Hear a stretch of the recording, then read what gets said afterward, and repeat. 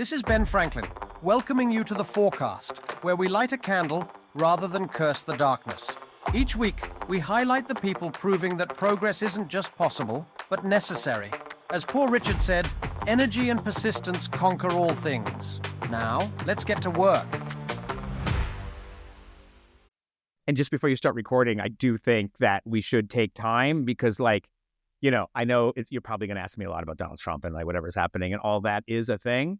But we are about to get America's best first lady back, who is Melania Trump. Well, I'm actually already recording. So welcome, Arun Chaudhary, to your forecast. The things that woman has done for Christmas and maybe even done against Christmas are just, it's art. It's art, and we respect it. That's the Slovenian in her. It is pretty amazing. I also enjoy the fact that she likes Gavin Newsom and Trudeau much more than her husband. You can actually see her. That's like a type thing because they are a type, actually. Newsom and I didn't know. No, yeah, definitely a type. She has a type. But she likes the sort of slicky hair, which I guess Trump was more in his younger years. The kind of Gordon Gekko kind of. Yeah, she might have bad taste. There was actually something I saw going around online. It was comparing Barron to Trudeau and questioning whether Trudeau was the father. I think the joke there is the Castro Trudeau thing. Yeah, for sure. Well, welcome. Thank you for taking time. It doesn't look like you're calling in from your usual. No, I'm not in West Berlin. I am in Pristina, the capital of Kosovo, which is Europe's youngest and unfortunately poorest nation. And we have a middle of an election here. So actually in 2 days, the incumbent Prime Minister Albin Kurti, who I advise and who is a friend and a friend of yours as well, will be running for re-election after finishing the first time any Kosovo Prime Minister has finished their mandate.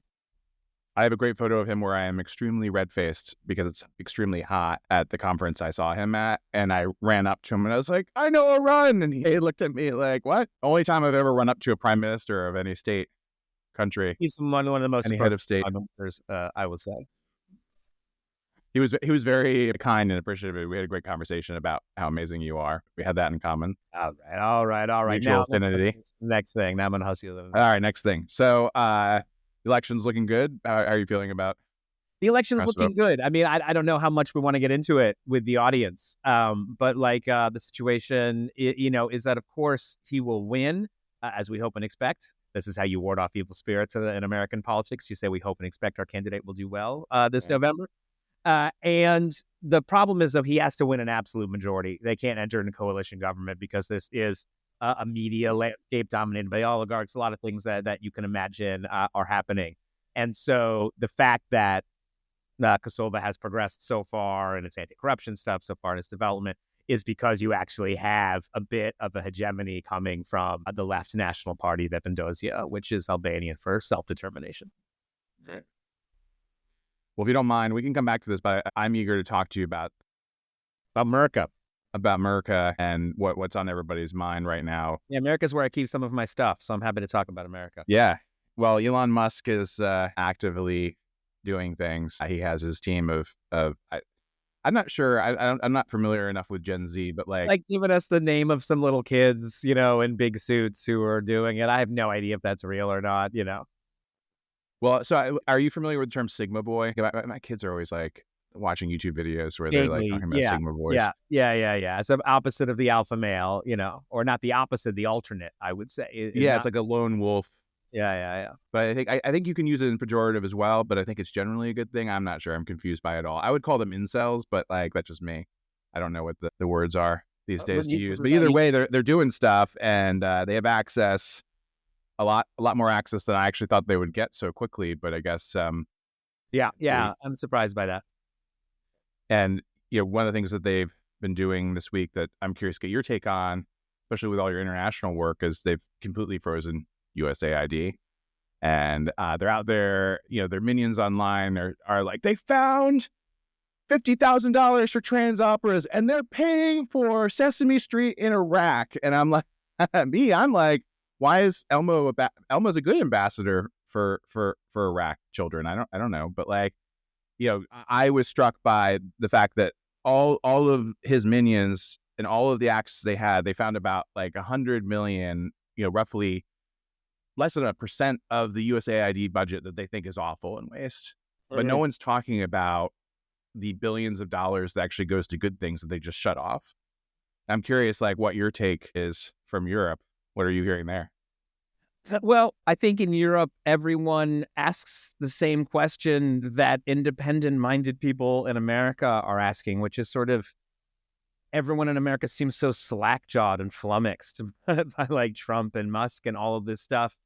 And, you can't win every battle. You should pick what you're going to fight, but you shouldn't make this easy. And sort of being so bebuzzled by everything all the time is not really helpful. So I do think people need to get in there. They need to fight, and they need to not, again, have a real narrative, right? Like, USAID does some great things. USAID does some questionable things. USAID is an expression of American power abroad, right? Like raw political power, right? Sending people food is sometimes more dangerous than sending them the army, and I think when it's understood to be a tool of soft power that actually isn't about being nice or mean, it's about getting America what it wants, whether or not you think that's a good thing or a bad thing. Like, that's what the apparatus of America does.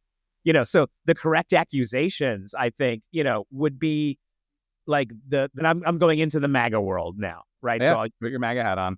So we have a spectrum that goes from Musk to Bannon. Did you ever see that Larry David where he wears the MAGA hat so Totally people don't bother? I love that. Yeah. That is actually, that's what the classic style kind of style. That's all we'll say about that. So you have a spectrum, I think, that goes from Bannon to Musk. And I think the Bannon argument would be, we're not interested in projecting that kind of power anymore. It will almost be the Ron Paul argument, right? It's like, this is actually aggressive. This is aggressive stuff, and that's not what we're doing.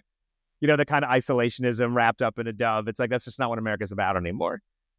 Instead of this sort of culture war that I was explaining this to a friend having lunch here in Pristina, and I was talking about, and I say this to you because you're a New Yorker of a similar generation. It reminded me of Robert Mapplethorpe's Pissed Christ photo where, it was a black and white photo, so you couldn't even tell what the fuck it was in. But there was a cross in what was piss. And this was all anyone talked about when it came to funding every museum in New York State. It was it's happening in this one photograph rather. And I think that's similar now. But let's be real, there's going to be any number of stupid things in every government thing. And so if you're doing the playbook of let's flood the zone with the stuff we don't like, then the stuff we do like is going to get lost in that. But we should be very real about what it is we want to defend. And we should, and what it is that we don't.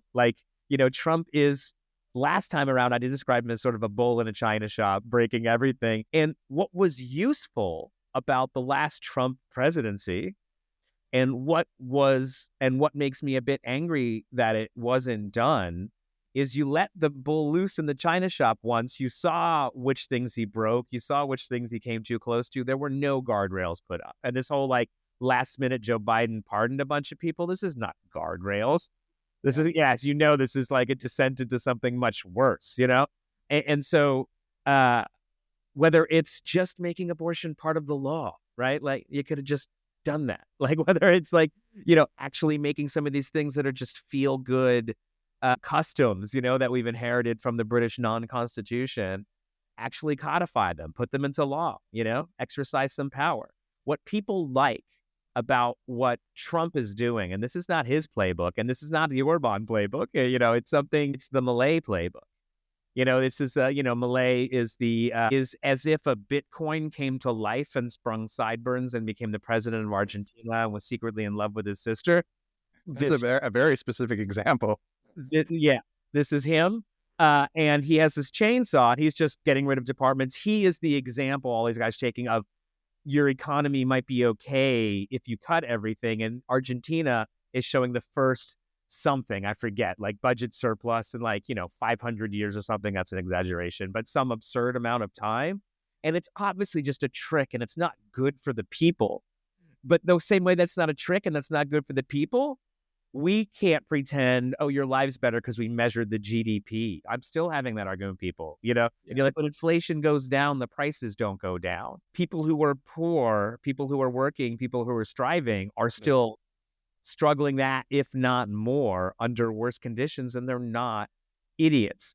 So I do think there's a rush to say why are we being saddled with the status quo? Because it's undefendable.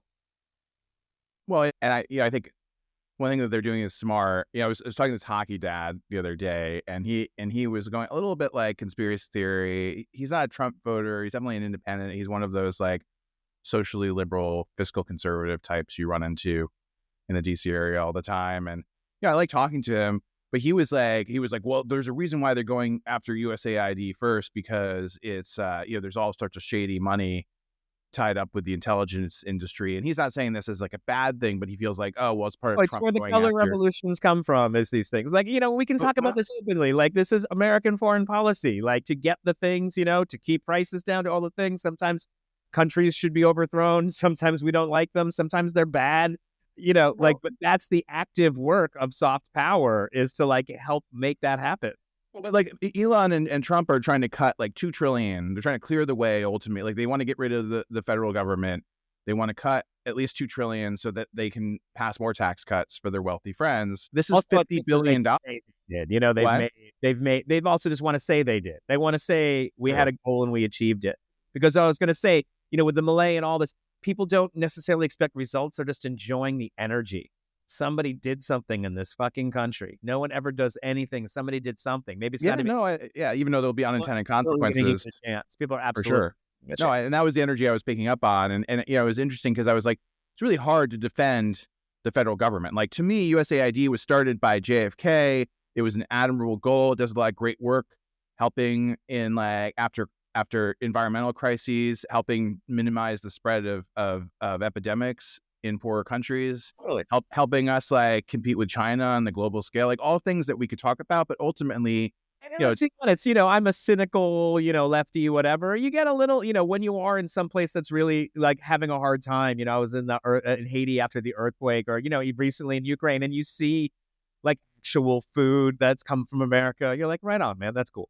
Yeah, no, it's never bad to send someone like something to eat.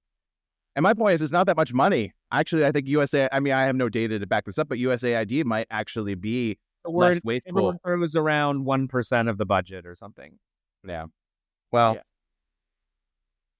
and that's 1%. I'm curious, as because you mentioned something I want to come back to, especially around Biden, but there were others too. No one did anything the last months. We were all just kind of depressed and frozen. And I get those feelings.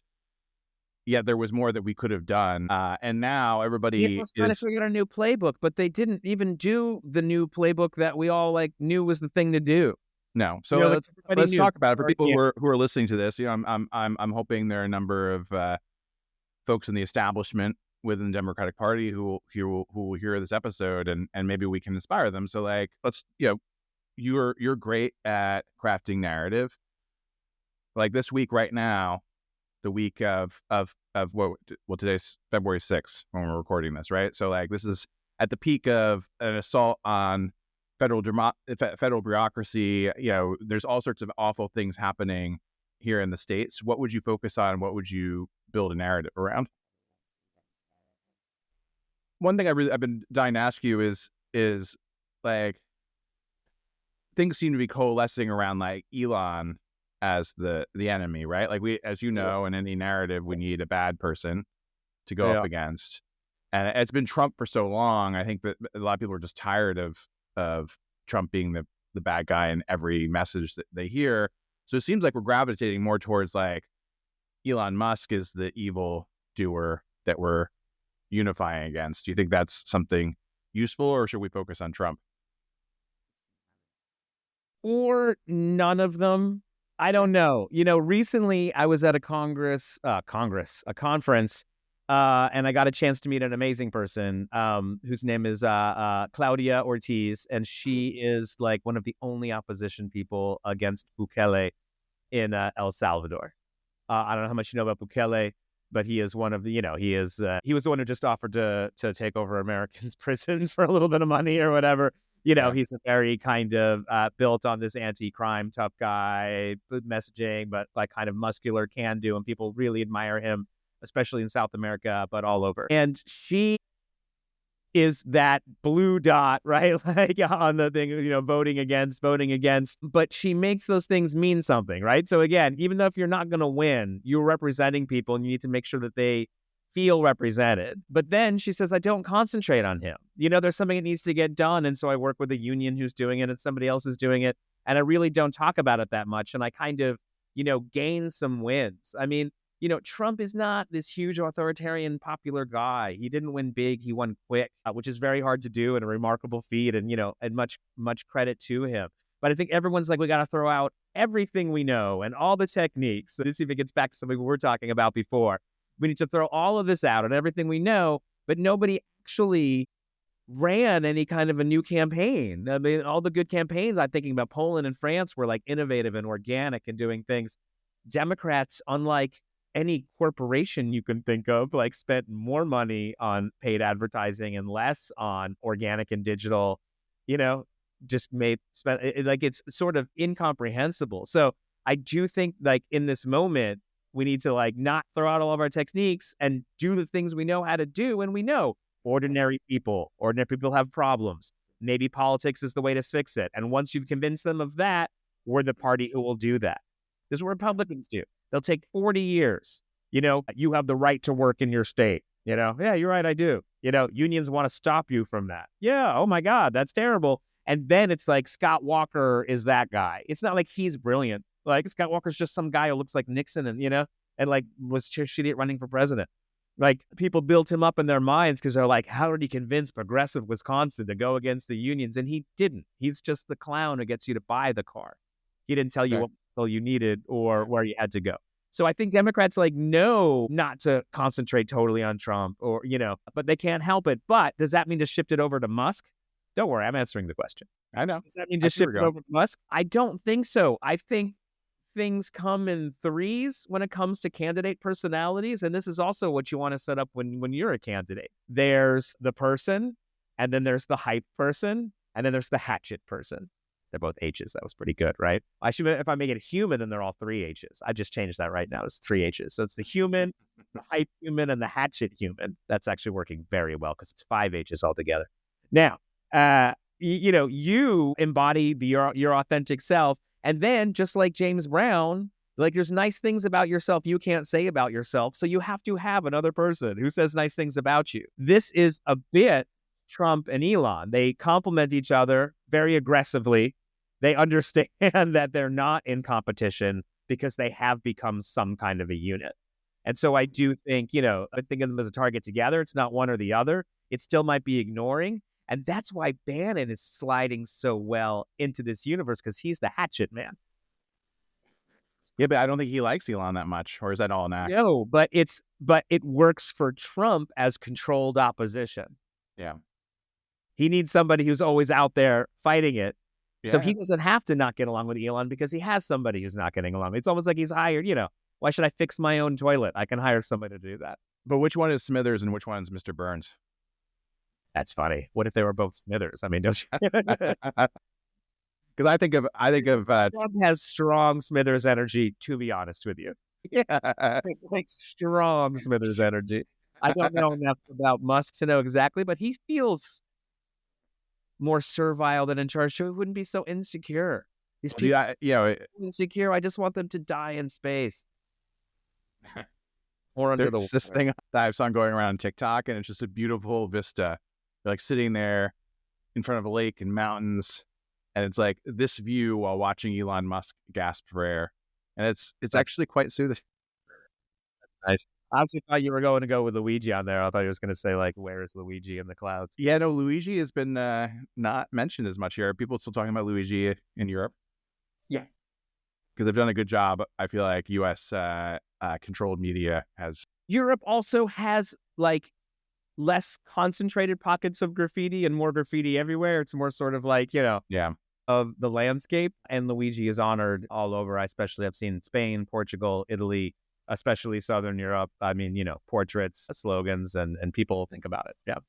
Well, this is just me following here, but I think one of the challenges that the Democratic Party has is the message that has the most resonance is goes against their interests, right? Like they they don't want to run a campaign against corporate America. They don't want to run They a actually campaign don't want to against attack capital, and so they are left with defending a status quo that can only be marginally better.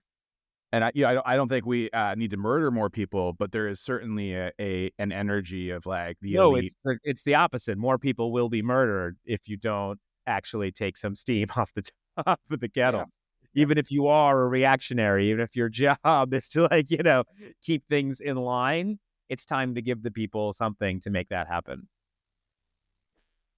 The German elections are this month, and speaking of Elon, he obviously has had a lot of fun making hand signals and telling AfD to not be ashamed of their past, right? What was that, his quote? Yeah. How are things looking in the German election? And to be proud to be German. Yeah. I think people don't understand the AfD. They're not like all total blonde, blue-eyed, we love the old Germany Germans. They are not the inheritors of the Nazi party, which is actually the liberal party. They're not the traditional conservatives. They are the alternative for Deutschland. Until they became so hardcore anti-immigrant, immigrants made up a large percentage of their base. And still second and third generation, just like in the US, also do swell their ranks. So they should be understood as an anti-establishment party as much as anything. What was interesting with Musk's involvement, I think it made for a lot of nice memes. I think it's made him harder to even think about selling Teslas in Europe. I don't know if he regrets sort of picking fights there at all. Maybe the whole AfD thing is revenge on it. But his influence hasn't been that great. They did a live on X together, Alice Weidel and the chairman of the party and Elon Musk, and all anyone said in German underneath it was like, why is she speaking English? She's so bad at speaking in English. This is so embarrassing. Like it didn't take the world by storm the way like Joe Rogan and and Donald Trump did.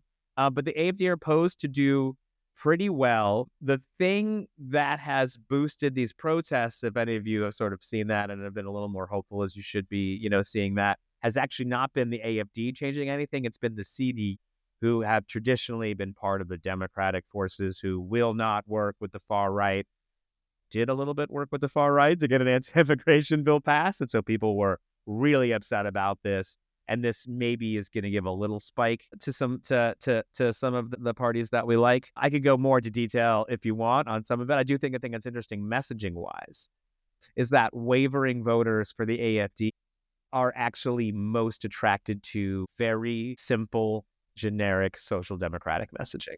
Shocking. That's what they want. And they'll even take it from Schultz, like if they have to, which is crazy because the man's unpopular.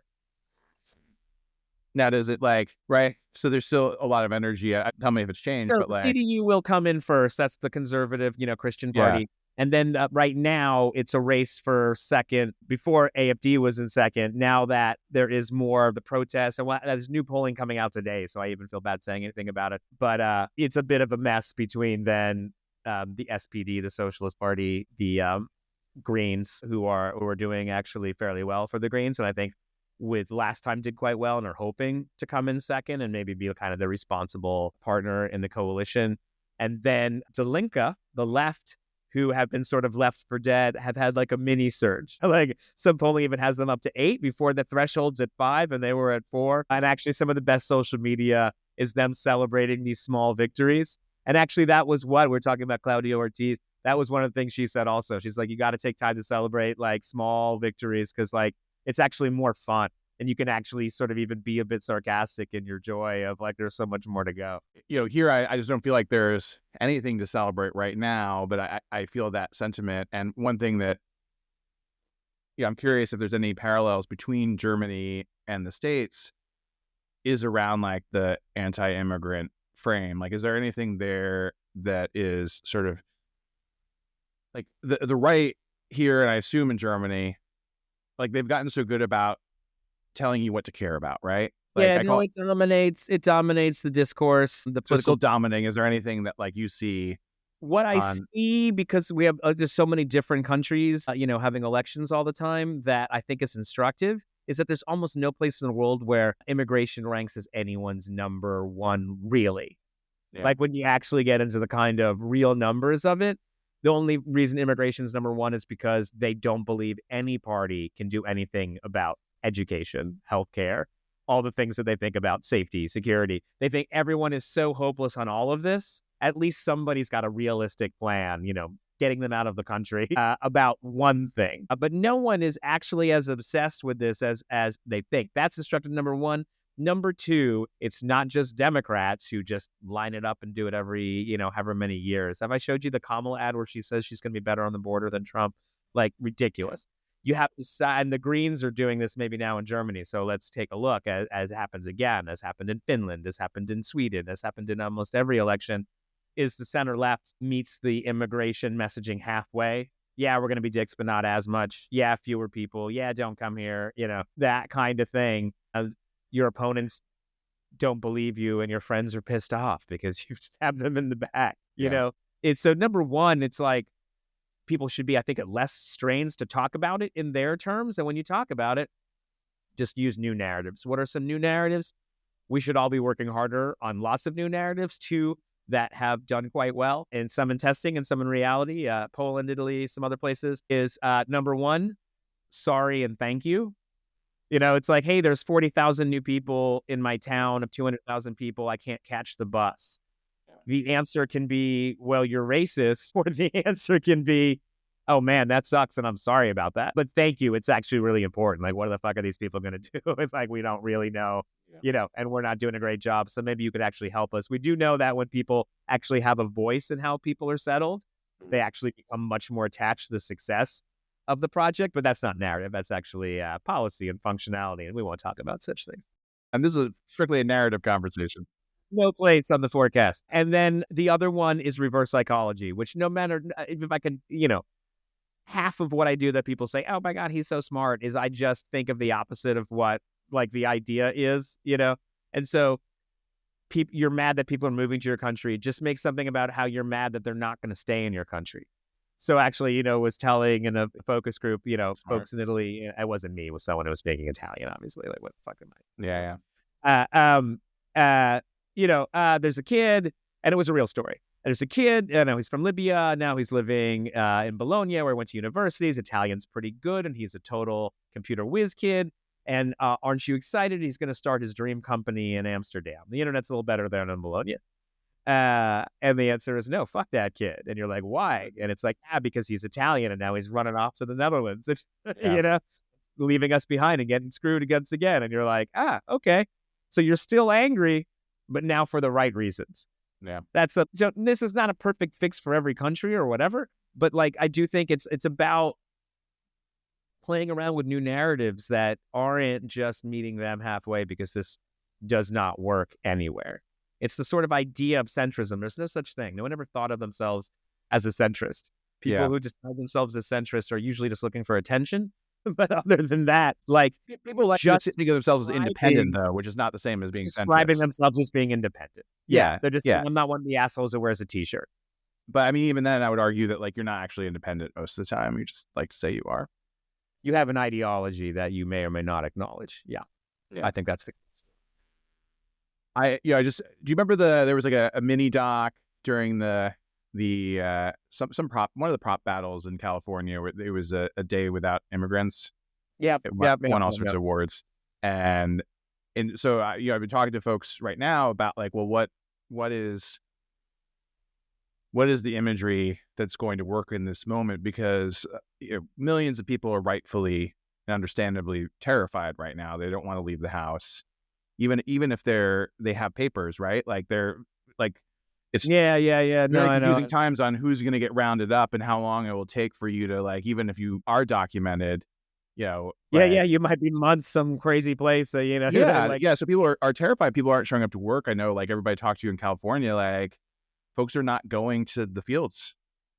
Like, they're not picking the fields. I do think economic impact is something that people will notice, and rising prices will be hard, especially that to cover up. I think. Do you think that we can lean into that on the left to talk more about, like, the human aspect of these people who come and work grueling jobs for not much money, that Trump voters aren't running. They're not running into the fields to go pick for $5 an hour. Like, that's not happening. True. That's true, but I think that messaging has been used, and to the extent that it's worked, it has worked to some extent. I do think that the reality of food production not feeding you is probably going to be more powerful than the moral argument, unfortunately, because we have seen it fail.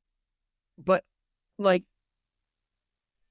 I think it is not inconceivable that in the face of those rising prices, that Trump and his crazies are going to figure out a way to bring in new immigrants, not illegal, because they've deemed they're not illegal, to do those jobs somehow with his blessing. And all his people are like, look, he's made substandard citizens. This is so much better than when we had all those illegals in our country. And I worry this might be so popular that it then gets, copied to other parts of the Anglo world. I'm looking at you, Australia, and the UK. Yeah, no, that is. I hadn't thought about being worried about that, but now I will. Thank you. Because Trump's always brought people in to do his stuff. Yeah, and like Musk was like H1, like Trump's immediate reaction was like, "Oh yeah, that's a great one. I use that one all the time. Yeah. I love that one. That's a solid one." And Bannon's like, "No, that's a that I'm was the a pretty good schism. Ideologist. That's actually not what we believe, man." And it was so not what he believed that Trump, one of the few times Trump really did take something back, is like, yeah, I don't know what I was saying about all that visas. Who knows? I was drunk. He didn't say that. Well, I mean, this is going to be interesting to see evolve. My big hope and prayer is that folks start making some content, because like I can tell you from, I monitor all sorts of things that establishment organizations, anti-establishment, like it's starting to warm up. The most that I see right now is, we need lawyers, save us, pay us for lawyers. And I'm like, well, yeah, I agree. That is in theory something that could help us. I don't think that's a narrative that's going to win. No, over. that should be the background music, right? Everything they do should be painful, and it shouldn't be easy, right? And you should let people know that you're not making it easy. And I think you probably will be able to raise money for the lawyers. Trump was able to raise money for lawyers, Yeah. People really didn't mind. They're like, no, pay the lawyer. That lawyer is like fighting for me. So I'm reminded of one of my favorite Arun quotes from back in the day. We should only be so lucky to be sued. Yes. And maybe that's not verbatim. Yeah. Absolutely. Paraphrasing. Yeah. No, that is 100%. That is 100%. We should be so lucky. I still feel that. So I do think there's a need for lawyers, but no, generally they're just, there needs to be more content, and like, not to be specific, but it needs to be vertical video, flooding the vertical video spaces where everyone needs, and where you can still get people to see political content. And there are a lot of people who make great vertical videos that are not being hired right now. So I hope that changes. And if anybody listening to this has millions or billions of dollars, I would invest in more content right now. There's a certain kind of video you get that will get on TV, and that's how you get on TV. Don't buy your way on TV. Think your way onto TV. TV is important. I'm not here to say TV is not important, but think your way on TV. People who do some of this, like, disinformation or like information work, right? Leads to disinformation.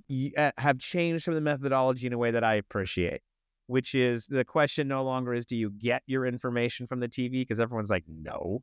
And is the television on in your house?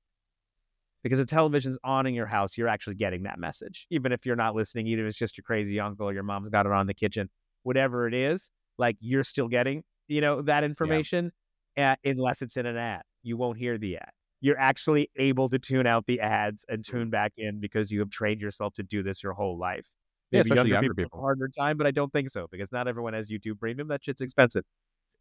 So like, we know how to behave when an ad comes on, and we can't help but listen in when we know it's the aria, not the recitative, Yeah. Well, I would argue the same thing with Facebook ads. Like, unless you're 60 or older, you just like, as much as I love Facebook ads for certain things, it's really older audience. One Facebook sort of turned into like the mall, right, where it's mostly just random old people wandering around getting angry about things. But even though there are still younger audiences using Facebook, they are very good at tuning out the ads. Like, they scroll through. Yeah, and there are a lot of them are in private groups, Like, actually, that's what people use Facebook for. I wouldn't even be on it at all if there wasn't school stuff or neighborhood stuff coming through. Yeah. I use it to catch up with family and friends and place ads, and that's it. Otherwise, it's pretty much a cesspool. But placing ads is your thing. So you should be the final word on this. But when people ask me now, I do encourage them to spend most of their online spend on YouTube pre-roll. It's the one thing I still think is kind of, it still gets in front of you. Well, and YouTube Shorts is actually, because you can't run political ads on TikTok, so it's the next best thing, and it works really, really well. I know YouTube is always my first choice as well. There's a lot of other options that you can spend your money on, but if you, YouTube's where people go to get persuaded. Everywhere else, you just go to get confirmed. So if you're going to mobilize, go other places, but YouTube, there's still open minds on YouTube. Well, and it's also one of those places where it's all full of, steel beams and Jordan Peterson. If it's not, as you know, like longer form content is really what moves people. There's great options for short form, but to me, it's a breadcrumb to the longer form content. I don't know if you remember, like Bernie back in our Bernie Sanders days, like did a speech on socialism at Georgetown. You remember that? Yeah. I do. I was just really curious. So I ran the entire speech as an ad on YouTube just to see. And there was a shocking number. Like, I think it was like 15% of people who served the ad watched like an hour of the video. They were like, Bernie Sanders talking about socialism. I'm not going to skip. I'm just going to keep watching him on YouTube. It was amazing. Like, right? So it was just a small test, and I'm sure it didn't really change that many I'm a big fan of socialism. long-form content. It's interesting about the breadcrumbs because I should think about it that way more. The way I've been thinking about it is the runway retail model, which is for every like nice, beautifully made couture dress that you have out there, like you have 500 t-shirt versions that you got to move at Target. Well, so I'm curious, as this is your forecast to run, what are some things you see happening this year, 2025? I think here's the prediction that I'd like to make. Especially with how you introduced and have been focused, and how could you not be? There's a lot going on, and you live in America. I'm out here in Europe, unfortunately. And that's the crumbling institutions pushing things to the limit, et cetera, et cetera. People keep saying like, will you predict this will be the last election? Donald Trump said it's the last time you ever need to vote for anybody, like all this stuff. And I don't think that. And I think it's a misunderstanding of the moment and a misunderstanding of the system that we've created around ourselves. Yeah. And I think much like, Marx described the crisis of capitalism not as, a descending depression, but as a series of cascading boom and busts that hit shorter and shorter together, and that never quite reach the same highs, but always find a new low, like any proper drug. That this is what I see American democracy being. And maybe it's not a bad thing. It's to have the next act be someone acting as muscularly as Donald Trump and his hype man Elon Musk are, but for the forces of good. That would be interesting. But I do think you will see a lot of, you do this, I wipe this out. You do this, I wipe this out. I think we may not see another 2-term president ever, or like in the conceivable future. I think it'll be much more of this instability. And I think that people will become sort of more used to that, and there are parallels to this. You can talk about sort of when it's the Gracchi and all these people in the kind of mid to like, it wasn't like the Roman Republic like descended into the empire in this like one fell swoop. It was like, no, first it was like too much republic, and then it was not enough republic. I think that will be the same. Well, right. Like for the Roman Empire, there were wild swings before it finally crashed and burned, right? There was. Yeah, but I mean, even before it became the empire, so when it was still ideological and actually not. No, that tracks. I mean, who knows? Maybe they'll find a way for Trump to run for a third term, and then possibly it would be Obama versus Trump. Although I'm not sure Obama will beat him, which is the sad thing. But it'll be an interesting contest. Do you like zooming out a little further, since you're talking about terms? Is there anybody in the 2028 field that you see as promising? I get this question a lot in Europe, and like they have very unrealistic views of AOC and Michelle Obama, particularly, where you're like, everybody just slow down. Too unrealistically positive, or they're too negative? Unrealistically positive, like they would win, right? This would be great. And you're like, that's hard. One doesn't want to be a politician, and one doesn't play west of the Hudson, but I don't have a name for you. And if I did, I would already be talking to them, I think, about how they could do it. But when I sort of see some of the work, and this is another answer to your question from before, actually. It's like, how do we solve some of this immigration stuff? Some of it's not a messaging thing as much as it's giving people a project together. So they're doing something together. Like even in a campaign, people who normally don't get along, like on the Obama campaign, we had people who were like Trumpy people, like those were our people. That's how we won. Yeah. And like, in 2008, like getting along with super woke people, like because we all had a project, I do think that, like, just making the projects works. But now remind me your question, because I wanted to get that in.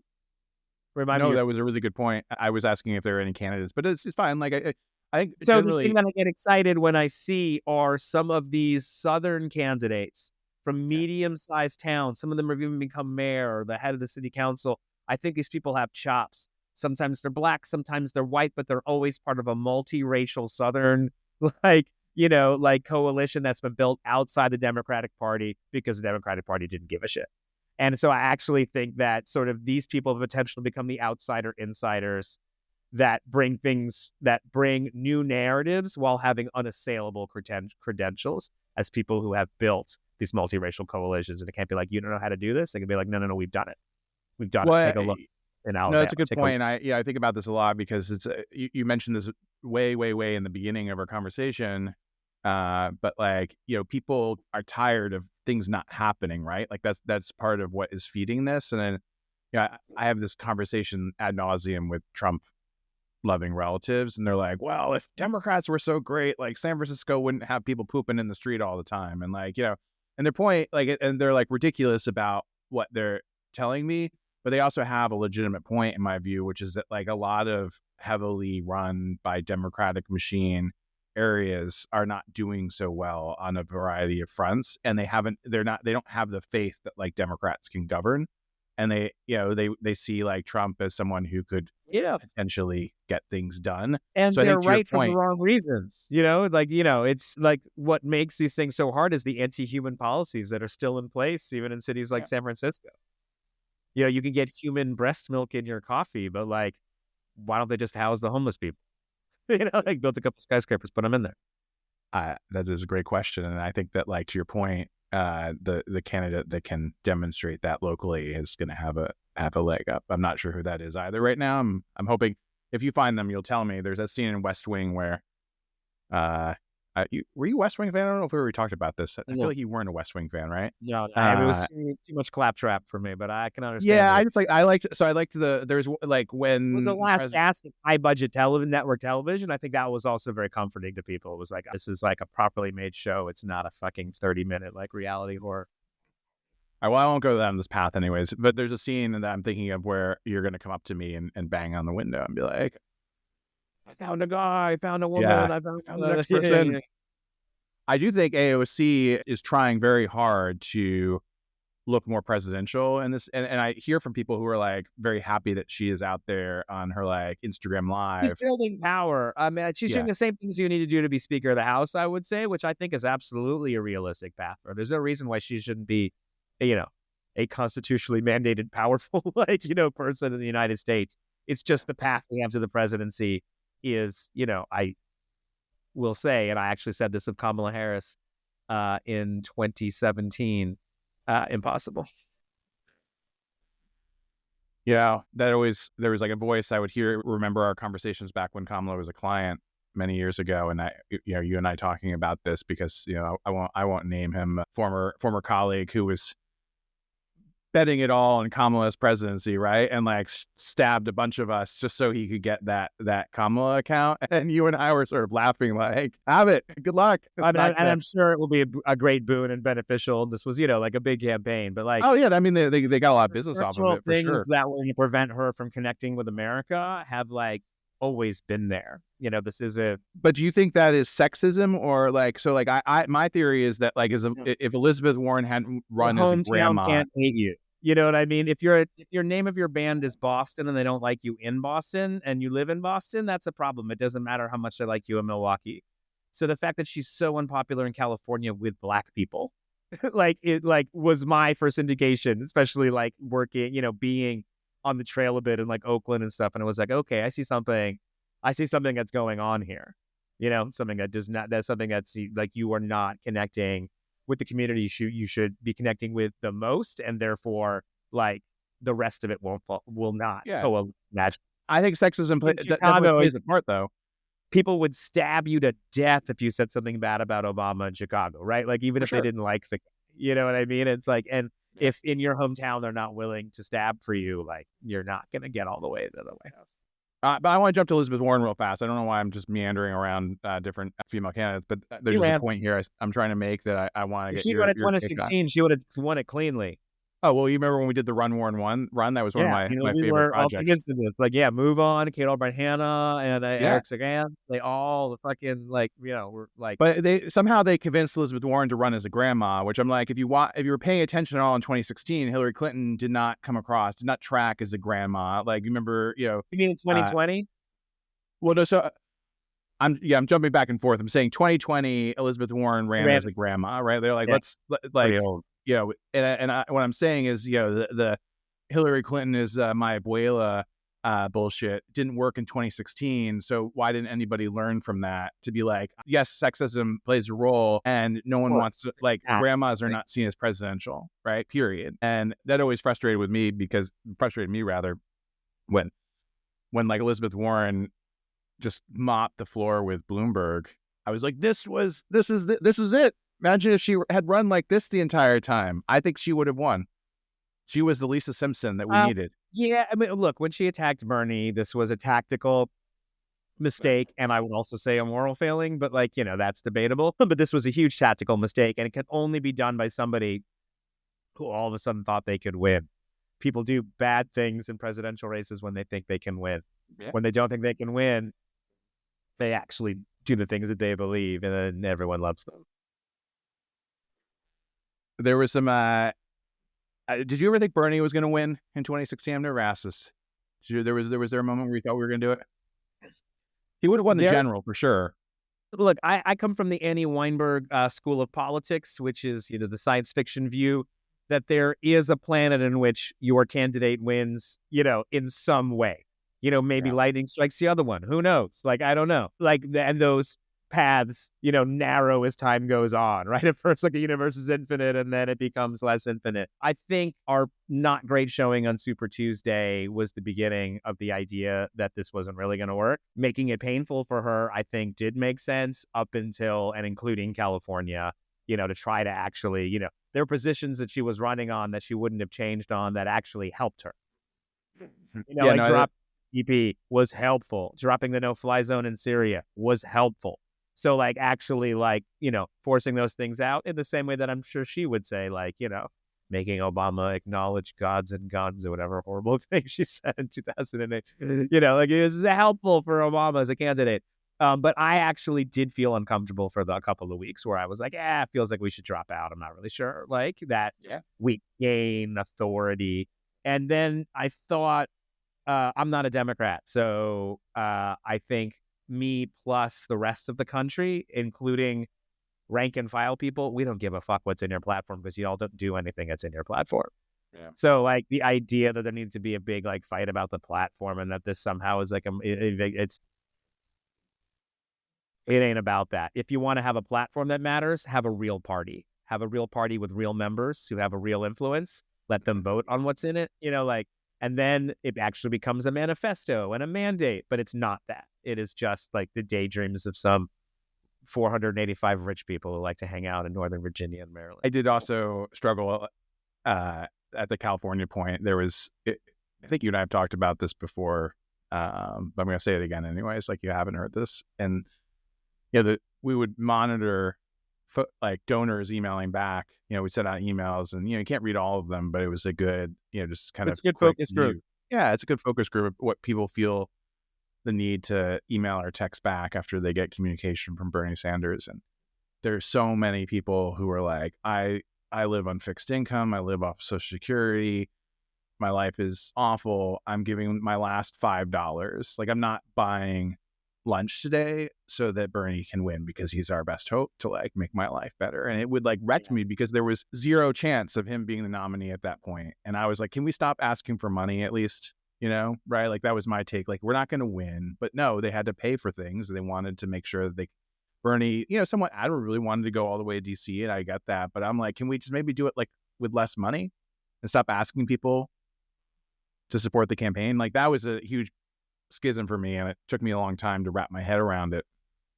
But there's just like, there is this culture within the Democratic Party that I feel like we have to change if we're going to start doing well again, which is raise money at all costs, tell them whatever they need to hear to raise money. And I'm like, for what? Yeah. It's not like we win with that money that you raise. And obviously, there's some Yeah, people who make it's good true. money off of it. It's true. Yeah, Yeah, It's good not for even them. just Trump. We had presidential candidate in Romania win, spending almost no money and just doing everything on TikTok. And at first, anyway, I can go into it, but there was another false flag. Like the Russians didn't actually do much of it, but they were accused of it, and the whole thing was a mess. Yeah, it's it doesn't take as much money as people think. And to your point, I haven't heard you say this before, and I agree very strongly. I think you should keep talking about this more. It's like people need a project to work on. Like a lot of the best things that Bernie did were powered by volunteers who were just so passionate about his message and his authenticity. Yeah, people just got something to do together. Yeah, Yeah. This is amazing. This is how you build community. You know what I mean? Exactly. Like host a swap meet, people bring books, people bring clothes, bring, just something that's actually, make sure there's a band there, have some light snacks. This is something that the left and the right both did throughout like the middle to the end of the 20th century, whether you're communist or a fascist, you knew where the barbecue was, and the kind of professionalization of politics in the 80s and 90s has led us do you think maybe here. we're too focused online, right? Like it's harder to build community online. It's not impossible. It certainly happens. We Bernie need was a things great that example. we need online things to reach people and then bring them to a place where they can meet other people, preferably in a way that is safe. Actually, it's actually still not totally safe to bring people together, and that has been hard for the left community because there's actually the largest growing group of voters in America are the disabled, and I think actually the first political party who figures out how to treat them with respect, dignity, and to unleash the potential will find not only moral satisfaction, but a huge electoral gift. Yeah. Plus. Well, we're almost an hour here, Ron. Do you want to leave our listeners with any words of wisdom from the global, the Europe, the States lens? I'm like professionally cynical, that's sort of like the job. And so sometimes like I find myself in this moment where everyone is so, again, like taken aback and flummoxed, all this stuff. I find myself pointing out the things that make me hopeful more often, which is number one, I do think, especially in Europe, that there is appetite to regulate tech. Totally. European market is still big enough that is worth it to the bottom line to try to curtail some of that. Every little bit that helps gets better, but I think that should be a major focus of people. And then the other one is a sort of the awakening of the new working class. So that's, delivery drivers and anyone who's ever driven an Uber, and not only that, right? It's babysitters, it's, like it's occupational therapists, it's everyone who is not being coddled. And sort of, we're finding a lot of resonance with this message generally. It's like, look, it's sexy when it's miners and factory workers, but that's actually not what we're talking about. We're talking about everybody who works paycheck to paycheck. We're talking about middle managers in companies. We're talking people who do white collar work. That actually you are part of the working class now. Like, I'm sorry, we got rid of the middle class. So I do think that whenever I see an Amazon or a Starbucks unionize, I'm like, this is just making things easier. This is actually a force that actually is an accelerant in the other direction. Yeah. So people don't know what to do. Try to get money out of politics. Try to regulate the fuck out of tech, and keep unionizing workers. And actually, those things just make everybody else's good ideas easier and better. So Arun Chaudhary, not on the side of 21st century robber barons, wants to regulate more tech. I think it's an admirable campaign that we need to it's not happening enough here in the States. And no, and it won't. Europe is really literally wants inauguration, Yeah. That's why we have to deal with Zuckerberg staring at Jeff Bezos' fiance's breasts, so he can look like he's masculine in front of Trump, so they don't regulate him. That's my I don't want this video to be censored for me mentioning Luigi Mangione twice, so I won't. All right, well, on that note, thank you, Run, for your time. I'm hoping that we can do another one of these at the end of 2025 as just we'll look back on this conversation and make some predictions for 2026, assuming there will be a 2026. I would love that. Good luck with the forecast. It's great. All right. Thanks, Run. Hey there, it's Keegan. Thanks for listening to our inaugural podcast episode. I'm really excited to also send you our inaugural print magazine. if you would like to receive your free copy, go to forecast.news and make sure to fill in your mailing address and phone number.